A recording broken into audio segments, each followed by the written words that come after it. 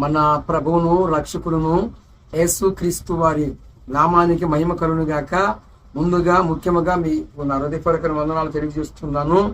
సమస్త శోధనల నుంచి నా ప్రభువే తన యొక్క బాహు సాపి మిమ్మల్ని సంరక్షించునుగాక.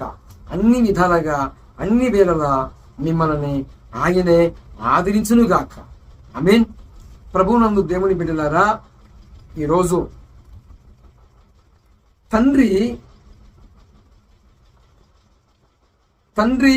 కుమారుల యొక్క సంభాషణ చూసుకున్నట్లయితే, అంటే తండ్రి కొడుకుల సంభాషణ చూసుకున్నట్లయితే ఎంతమంది తండ్రికి విధేయులై ఉంటున్నారు, ఎంతమంది తండ్రి మాటకి విధేయులుగా ఉంటున్నారు, తల్లిదండ్రులని శ్రద్ధాభక్తులతో చూసుకుంటున్నారు. ఈనాడు చాలా మంది తల్లిదండ్రులకి విధేయులు కాకుండా అవిధేయులుగా మార్చబడుతున్నారండి. తల్లిదండ్రులకి విధేయులు కాకుండా అవిధేయులుగా మార్చబడుతున్నారు. ఎందుకంటే ప్రభువునందు దేవుని బిడ్డలారా, సర్వ సృష్టికి ఆధారమైన భూమి ఆకాశములను సృష్టించిన సృష్టికర్త కూడా ఆయన కూడా కోరుతున్నాడు, ఆయన కూడా పిలుస్తున్నాడు. లోబడని వాళ్ళని ప్రజల వైపు దినమెల్లా ఆయన చేతులు సాచే ఉంచున్నాడు. యెషయా భక్తుడు సాక్ష్యం ఇచ్చాడు. ఈ లోబడని ప్రజల వైపు దినమెల్లా ఆయన చేతులు అలాగా సాచి ఉంచాడు. మీకోసమే రాండి, నా కవిగిలిలోకి రాండి అని ఆయన లోబడని ప్రజల వైపు దినమెల్లా ఆయన చేతులు అలాగా సాచి ఉంచాడండి.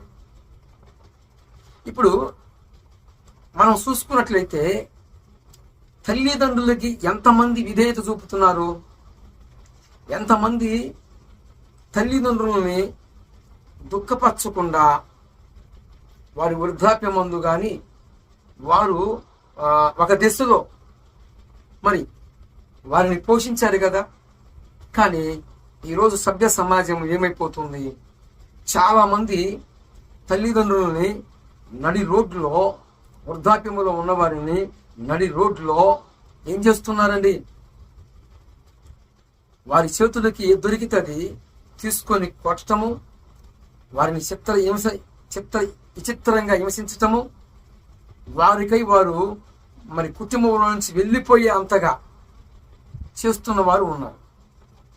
ఏమండి, ఇక్కడ నేను మాట్లాడుతున్న మాట ఏంటంటే,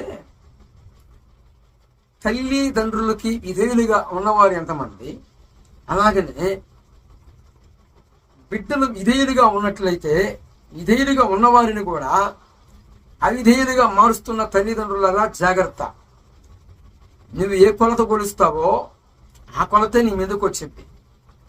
గలతీ పత్రిక 6వ అధ్యాయము 7వ వచనములో, మోసపోకుడి, దేవుడు వెక్కిరింపబడు. మనుషుడా, నువ్వు ఏది ఎత్తుతావో ఆ పంటనే కోస్తావు. మోసపోకుడి, దేవుడు వెక్కిరింపబడు. నీవు ఏది ఎత్తుతావో ఆ పంటనే కోస్తావు. కాబట్టి ప్రభువునందు దేవుని బిడ్డలారా, గమనించండి. ఇక్కడ సామెతల గ్రంథము 13వ అధ్యాయములో, తండ్రి శిక్షిస్తే ఆ శిక్షకి లోబడిన కుమారుడికట జ్ఞానము సంపాదించుకుంటాడట. జ్ఞానము. తండ్రి శిక్షకు లోబడిన కుమారుడట జ్ఞానాన్ని సంపాదించుకుంటాడట. అపహాసుకుడట గద్దింపుకు లోబడట, శిక్షకు లోబడట. మరి ఏమైపోతాడో, వాడి దీపము ఆరిపోతుందట. 9లో చెప్పబడి ఉంది, 9వ వచనములో. ఏమండి, తండ్రి శిక్షకి లోబడిన కుమారుడట జ్ఞానాన్ని స్వతంత్రించుకుంటాడట, జ్ఞానాన్ని సంపాదించుకుంటాడు. మరి అపహాసుకుడు వినడు. ఎంత చెప్పినా ఈ చెతిరాడే బ్యాచి ఉంటుంది కదా, ఎంత చెప్పినా అపహాసం చేస్తారు. నిజమా, ఆహా అలాగనా అని చెప్పి అలాగా అపహాసం చేస్తూ ఉంటారు. అయితే వారు ఏమైపోతారు లాస్ట్కి అంటే, భక్తిహీనుల యొక్క దీపము ఆరిపోయిద్దట. తండ్రి శిక్షకి లోబడిన కుమారుడట జ్ఞానాన్ని సంపాదించుకుంటాడు.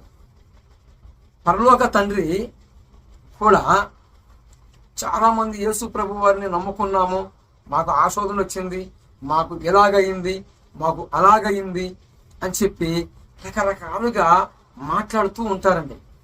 ఏమండి, కొందరు కలుగుతున్న సమస్యలు బట్టి, కలుగుతున్న శోధనలు బట్టి దేవుణ్ణి నిర్దాక్షిణ్యంగా వదిలిపెట్టి వెళ్ళి లోకస్తులతో మరలా స్నేహం చేస్తారండి. ఏమండి, నరుల్ని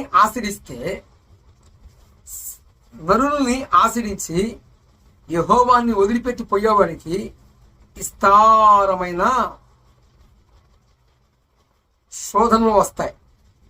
అవే కీళ్ళు అని చెప్పుకోవచ్చు.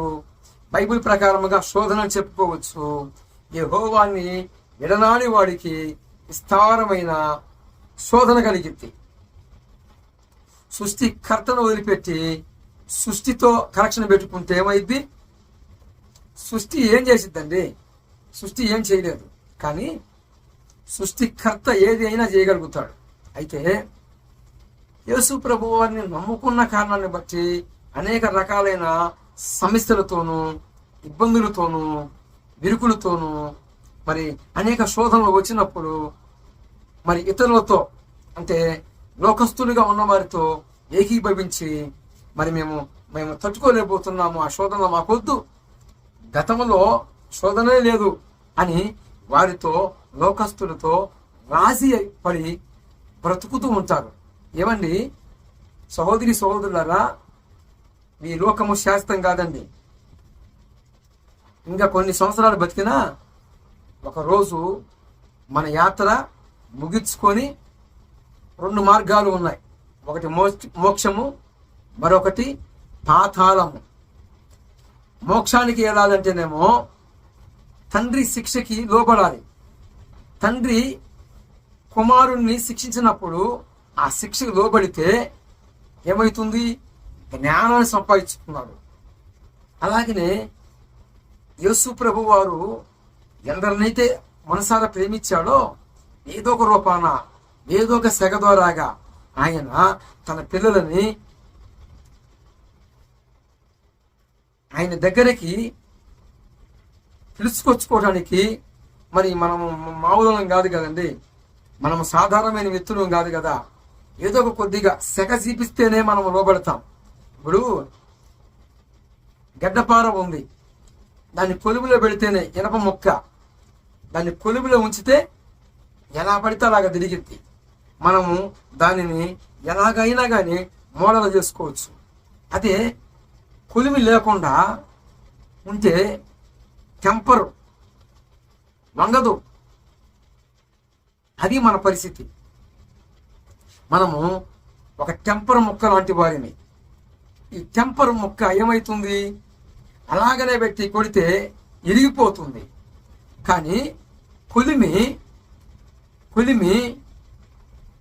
మనకి వరం, అంటే శ్రమ. దేవుడు ప్రేమిస్తే ఆయన ప్రేమ మన మీద ఉన్నదనడానికి కారణం ఏంటంటే, ఏదో ఒక శోధన, ఏదో ఒక శ్రమ మన మీదకి వస్తే మనకు దగ్గరగా ఉంటాడండి. వాస్తవంగా నిజమండి. దేవుడు మనల్ని ప్రేమిస్తే మనల్ని శిక్షిస్తాడు, మనల్ని బుద్ధి చెబుతాడు, మనల్ని ఒక దెబ్బ కొడతాడు, అవసరమైతే మనల్ని సరిచేస్తాడు. ఇక్కడ సామెతల గ్రంథము 13లో తండ్రి కుమారుణ్ణి శిక్షించినప్పుడు, ఆ శిక్షకి లోబడినప్పుడు వానికి జ్ఞానము దొరుకుతుందట. అపహాసుకుడు వినడు, అపహాసుకుడు లోబడడు, వారి జీవితం అంతే అయిపోయింది. అయితే ఇక్కడ ప్రకటన గ్రంథము 3:19 కూడా ఒక రెఫరెన్స్ నేను చూపిస్తున్నాను. ఎందుకంటే ఇక్కడ మనకి తండ్రి కొడుకుల సంభాషణ కాబట్టి మనకి బాగా దగ్గరగా ఉంటుంది. కాబట్టి ప్రభువైన యేసు క్రీస్తు వారికి మనకి చాలా దగ్గరగా ఉంటుంది ఈ రిఫరెన్స్. మనల్ని ప్రేమించాడు అని అంటానికి హేతువేమిటి అంటే, అదిగో మనకు ఒక సెగ, ఒక శోధన, ఒక శ్రమ అనుభవాలు మనకి అనుభవ పాఠాలుగా మనకి భవిష్యత్తులో అనేకులతో పంచుకోవటానికి, ఈ పాఠాలని అనేకులకి వివరించటానికి బాగా అవసరపడతాయి. సాతానుడు మేలుని కీడుగా మార్చాలని చూస్తే మన ప్రభువు వారు కీడుని మేలుగా మారుస్తాడు. ఎట్లా? సాతానుడు మేలుని కీడుగా మార్చాలని చూస్తాడు. మన ప్రభువు వారు ఏం చేస్తాడు? కీడుని మేలుగా మార్చి చూపిస్తాడు. ఇది డిఫరెంట్ మన యేసయ్యలో వండర్.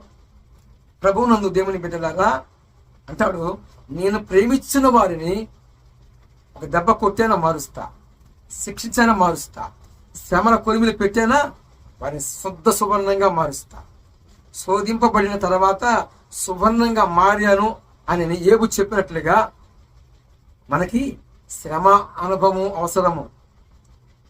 శ్రమ అనుభవం లేకపోతే ఏ అనుభవ పాఠాలు మనకి దొరకవండి. కాబట్టి కుమారుణ్ణి శిక్షించి ఆ శిక్షకి లోబడిన కుమారుడికి ఏమొస్తుంది? జ్ఞానం వస్తుంది. యాకోబు మొదటి పత్రిక 1:5 మీలో ఎవరికైనా జ్ఞానం కొదువై ఉంటే వారు నా వద్ద అడిగి పుంచుకోమన్నాడుగా. అదిగో ఆ జ్ఞానమైన వాడు మన ప్రభువైన యేసు క్రీస్తు వారే. మరి మీరెలాగ ఉన్నారు? తండ్రి శిక్షిస్తే లోకముతో రాజీ పడి లోకస్తులుగా మారిపోతున్నారా? దేవుణ్ణి వదిలిపెట్టి వెళ్ళిపోతున్నారా? అలాగే చూసుకోనండి. ఇర్మీయా భక్తుడు చెప్పాడుగా, యెహోవాని వదిలిపెట్టి నరుల్ని ఆశ్రయించిన వారికి విస్తారమైన శ్రమలు. నరుల్ని ఆశ్రయించవద్దు, శరీరుల్ని ఆధారం చేసుకోవద్దు. మనం ఆధారం చేసుకోవాల్సిన వాడు, మనము పాదాలు పట్టుకోవాల్సిన వాడు ఒకడే, ప్రభువైన యేసు క్రీస్తు వారి పాదాలను పట్టుకోవాలి. ఆయన మనకి సహాయము చేయునుగాక. మరి నీవు నీ జీవితం ఎలాగ ఉందో, కలుగుతున్న సమస్యల బట్టి, కలుగుతున్న శోధనల బట్టి నీవు ఎలాగ ఉన్నావో ఒక్కసారి చూసుకొని ఆయన మాటకి విధేయుడు అయ్యి విధేయత చూపిస్తే, విధేయుడిగా ఉన్నట్లయితే నీకు జ్ఞానము లభించింది. అతి కృప మనందరికీ సహాయము చేయునుగాక.